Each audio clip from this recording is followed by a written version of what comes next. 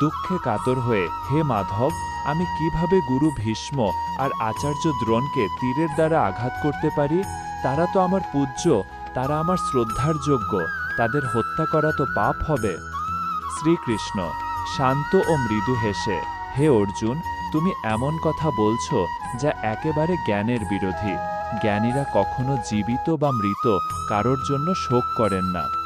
শ্রীকৃষ্ণ চলিয়ে যান, কখনো আমি ছিলাম না এমন কখনো ছিল না। অন্য দেহ ধারণ করে আত্মা। জ্ঞানীরা এতে বিচলিত হয় না।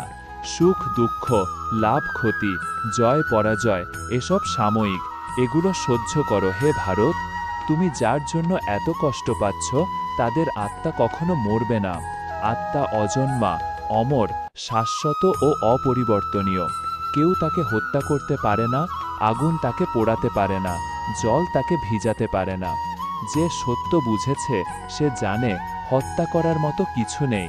তাই হে অর্জুন, যুদ্ধ করো, এটা তোমার কর্তব্য। অর্জুন ধীর কণ্ঠে চোখ নামিয়ে, কিন্তু হে কৃষ্ণ, জয় করব নাকি হারব জানি না।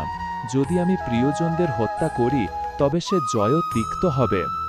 শ্রীকৃষ্ণ গম্ভীর ও দৃঢ়, হে পার্থ, তুমি একজন ক্ষত্রিয়। তোমার ধর্ম হল অধর্মের বিরুদ্ধে যুদ্ধ করা। যদি তুমি এই যুদ্ধ থেকে মুখ ফিরাও তবে তোমার কর্তব্যচ্যুতি হবে। লোকে তোমাকে কাপুরুষ বলবে, উপহাস করবে।